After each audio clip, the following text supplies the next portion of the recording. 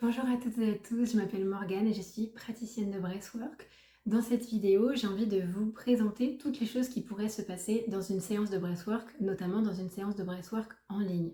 C'est une manière pour moi de vous proposer un espace sécurisé et sécurisant puisque je ne serai pas à côté de vous dans la pièce si jamais vous avez une question ou s'il se passe quelque chose pour vous. Donc je vais vous expliquer un petit peu toutes les choses qui pourraient se passer de manière à ce que si jamais ça se produit, vous savez que c'est normal et vous savez comment réagir si vous avez besoin de réagir.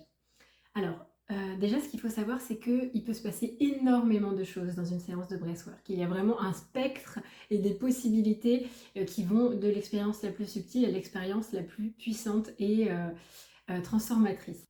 Alors, on va commencer par l'expérience la plus subtile qui pourrait se passer pendant une séance. C'est tout simplement d'avoir l'impression qu'il ne se passe rien ou vraiment pas grand-chose. Alors, même si votre mental est en train de vous dire « moi, je ressens rien de spécial, j'ai l'impression qu'il ne se passe rien », c'est important pour moi de préciser qu'il ne se passe jamais rien dans une séance de breathwork. Même si vous n'avez pas l'impression qu'il se passe quelque chose, vous êtes quand même en train de respirer de manière consciente et connectée. Donc il y a quand même quelque chose qui est en train de se passer. Parfois, on ne le ressent pas sur le moment et c'est plus tard, après la séance, qu'on se rend compte que quelque chose a bougé, qu'on n'est plus tout à fait pareil. Aussi, c'est suffisamment rare qu'on prenne vraiment le temps de respirer en conscience, d'être à l'écoute de nos sensations, d'être vraiment connecté avec notre corps pour que ce soit quelque chose de très précieux et d'unique et que du coup il n'est pas du tout en train de se passer rien du tout. Il est en train de se passer au moins ça et peut-être des choses qu'on ne perçoit pas. Ensuite, on peut avoir parfois l'impression d'être en train de s'endormir ou carrément de s'endormir. En fait, le fait de respirer beaucoup d'oxygène, ça va nous amener dans un état parfois de relaxation super agréable, super intense, qui nous met dans un état un petit peu de flottement, où c'est vraiment, c'est tout doux comme dans du coton, c'est très agréable. Alors, c'est pas tout à fait l'effet qu'on recherche. Euh, et si jamais ça arrive, cet effet-là peut aussi favoriser l'endormissement. Il arrive qu'on s'endorme juste parce qu'on est hyper fatigué en fait et que voilà, c'est la vie. Il arrive aussi qu'on s'endorme parce que ça peut être un mécanisme de protection de notre inconscient qui se dit oula, il est en train de se passer des trucs, moi je coupe.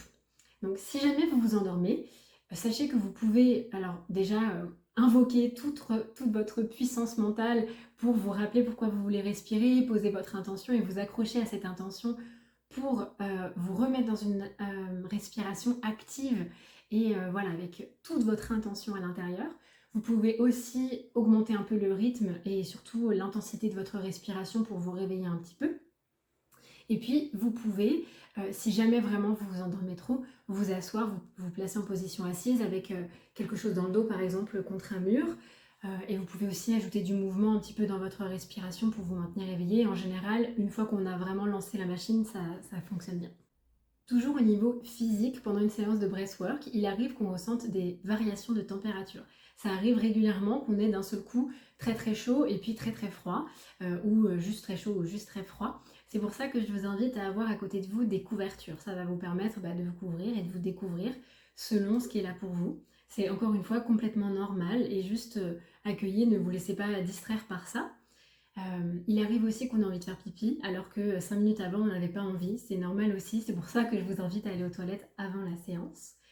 Et puis, parmi les choses physiques qu'on peut ressentir, il arrive que parfois, on ressente vraiment des sensations très inconfortables à l'intérieur de notre corps, des tensions et même des douleurs. Ce qui est important pour moi, c'est que vous compreniez que respirer, ça ne fait pas mal. Le breathwork, ça ne fait pas mal. C'est pas euh, le fait que vous soyez en train de respirer qui vous fait mal, c'est juste que c'est en train de vous montrer qu'à cet endroit, il y a quelque chose.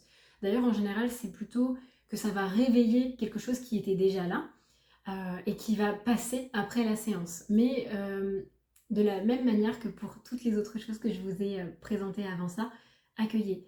Laissez-vous traverser par ça le plus possible. Sachez aussi que vous avez la possibilité de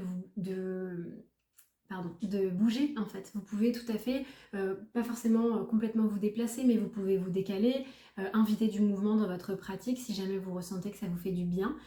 Et vous pouvez bien sûr changer de position. Enfin, la manifestation physique la plus impressionnante qui peut se passer pendant une séance de breathwork, c'est de rentrer en tétanie. Alors, la tétanie, qu'est-ce que c'est? Ça va être une contraction musculaire. En général, ça commence par les mains. On va avoir les mains qui se bloquent un petit peu, qui sont très contractées. Ça peut être aussi dans les pieds ou autour de la bouche. Et ça peut aller jusqu'à prendre les bras entiers, les jambes, etc. et avoir vraiment le corps très très contracté. Il y a plusieurs choses à savoir au sujet de la tétanie. La première, c'est que ça n'est pas dangereux et ça va passer. Ça peut être assez impressionnant comme manifestation. C'est vraiment très très important de toujours avoir conscience que ça va passer. Même si c'est désagréable, le plus possible, essayez de vous relâcher à l'intérieur de ça, essayez de vous laisser traverser et de vraiment vous raccrocher à ça, ça va passer. Et une fois que ça va passer, ça va laisser de la place à vraiment une grande relaxation et surtout un très grand soulagement. Et vous allez voir en général, quand ça se présente, c'est très agréable quand ça se termine. C'est normal aussi, il faut comprendre ça, que c'est normal, que ça n'est pas quelque chose d'extraordinaire ou de complètement fou qui est en train de vous arriver et c'est dangereux et qu'est-ce qui se passe? Ben voilà, votre corps est en train de se contracter. Moi j'ai la croyance personnelle que c'est une manière que le corps a trouvé de faciliter et d'accompagner le processus. J'ai vraiment la croyance que notre corps il a sa propre forme d'intelligence et qu'il sait exactement ce qu'il faut faire pour accompagner ce qui est en train de se passer. Ce qu'on dit aussi à propos de la tétanie, c'est que ça peut être dû au fait qu'on est en train de expirer d'une manière qui n'est pas relâchée. Il y a un lien entre notre manière d'expirer et le fait de rentrer en tétanie. Donc si jamais vous rentrez en tétanie et que c'est trop fort, que c'est trop inconfortable, vous avez la possibilité de transformer cette expérience en relâchant le plus possible votre expiration et en respirant de manière plus douce, plus lente, en expirant vraiment comme un soupir de soulagement, en allant chercher du réconfort dans vos expirations. Et surtout, ce qu'il ne faut pas faire, c'est pousser son expiration ou la contrôler. On va vraiment chercher à juste laisser sortir l'air de la manière la plus libre et passive possible. Et ça va éviter le fait de rentrer en tétanie, ou en tout cas le limiter et la diminuer si jamais on est déjà en tétanie. Dans le breathwork, on va pratiquer une respiration consciente et connectée. Le fait que notre respiration soit connectée et que donc on supprime la pause entre l'inspiration et l'expiration, ça va avoir pour effet de créer un circuit fermé dans lequel il y a beaucoup plus d'air et donc beaucoup plus d'oxygène et beaucoup plus d'énergie. Il faut savoir que notre oxygène est transformé en énergie par nos cellules dans notre corps. Le fait qu'on ait beaucoup plus d'énergie à l'intérieur de notre corps, ça va avoir pour effet de créer une situation un petit peu comme si on avait une rivière sur laquelle il y aurait un barrage et dans laquelle on mettrait d'un seul coup beaucoup plus d'eau. Ça peut faire sauter le barrage. Concrètement dans notre corps, qui n'est pas une rivière, qu'est-ce que ça veut dire? Ça veut dire qu'on peut, en augmentant l'énergie qu'il y a à l'intérieur de notre corps, rencontrer des blocages émotionnels, des tensions, des contractions qui sont parfois là depuis très longtemps. Et cette énergie qui va rencontrer une autre énergie va créer une libération émotionnelle. En général, ça peut être par exemple une émotion qu'on ne s'est pas autorisé à vivre, à laquelle on n'a pas laissé de place à un moment donné. Dans notre vie aujourd'hui, il y a plein de situations dans lesquelles on ne s'autorise pas véritablement à exprimer nos émotions, que ce soit de la tristesse, de la colère ou autre, que ce soit parce que notre environnement ne nous le permet pas ou nous-mêmes on ne s'autorise pas. Donc si jamais vous avez une émotion qui se présente à vous, c'est complètement normal, ça fait partie vraiment des choses qui peuvent se passer dans une séance de breathwork et ayez conscience que c'est une émotion à laquelle un jour vous avez dit non. Donc là le but ça va être aujourd'hui de lui dire oui, de lui laisser le plus de place possible, de l'accueillir à bras ouverts avec curiosité et bienveillance et de vous laisser traverser vraiment par cette émotion. Donc concrètement ça peut être de ressentir de la tristesse, de ressentir de la peur, de ressentir de la colère, mais évidemment aussi de ressentir de la joie, de ressentir du plaisir, de ressentir l'envie de rire, ressentir beaucoup d'amour. Donc quelle que soit la nature de l'émotion que vous rencontrez, accueillez au maximum, faites de la place, autorisez-vous à ressentir. Si vous ressentez de la tristesse, vous avez le droit de pleurer. Si vous ressentez de la colère, vous avez le droit de crier, de prendre le coussin que je vous invite à avoir auprès de vous et de le serrer fort, de le taper même s'il faut. Si vous ressentez de l'amour ou que vous avez besoin de soutien, vous pouvez serrer le coussin contre vous. Dans tous les cas, autorisez-vous à mettre votre corps en mouvement si c'est juste pour vous, à laisser sortir des sons, à parler, à crier, à chanter si vous avez besoin, à rire, voilà, à sourire, à laisser circuler ce qui se présente à vous à l'intérieur de votre corps et vraiment le ressentir et lui laisser de la place. Ça va lui permettre de circuler, de remplir sa mission et de partir en fait, d'être libéré. Ensuite, Le fait qu'on va inspirer beaucoup plus d'oxygène et donc, comme je l'ai dit, modifier la chimie de notre cerveau, parce qu'on va modifier l'équilibre des différents gaz qui sont à l'intérieur de notre corps, ça va avoir pour effet de créer un état de conscience modifié. Qu'est-ce que ça veut dire pour les personnes qui ne connaissent pas? C'est tout simplement comme si d'un seul coup, en fait, on avait notre champ de vision qui s'élargissait.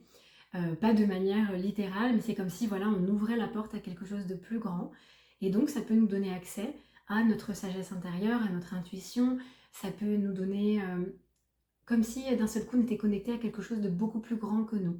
Donc selon nos croyances, on peut rentrer en connexion avec la source, avec l'univers, avec Dieu, avec le divin, avec la Pachamama, peu importe ce en quoi on croit, on a vraiment cette connexion avec quelque chose de plus grand que nous qui s'opère. Si jamais ça se présente à vous, profitez, c'est vraiment des moments incroyables et tellement bienfaisants et guérisseurs. Profitez au maximum, n'hésitez pas à poser des questions si vous avez des questions qui sont là pour vous, à demander une guidance ou à explorer ce qui peut se présenter. Il arrive aussi qu'on ait des visions, qu'il y ait des images qui soient là, explorer, profiter de ces moments-là et accueillir. C'est important pour moi que vous sachiez qu'à tout moment dans la séance, vous avez la possibilité de moduler l'intensité de votre expérience. Vous allez pouvoir, tout simplement en respirant plus doucement, plus vite, de manière plus ample, plus petite, moduler en fait l'intensité de ce que vous êtes en train de vivre. Donc si jamais il y a quelque chose qui est là pour vous et qui n'est pas ok, vous pouvez prendre des respirations beaucoup plus douces, beaucoup plus lentes, ralentir le rythme pour revenir à quelque chose qui est plus confortable pour vous. Vous avez aussi la possibilité de me faire signe, de me le dire en fait, quand on est sur une séance de breathwork en ligne, vous pouvez écrire grâce au chat sur Zoom, bon voilà il se passe ça pour moi, c'est pas ok, et bien sûr je vous répondrai. Et puis quand on est en présentiel, vous avez juste à lever la main et je viens.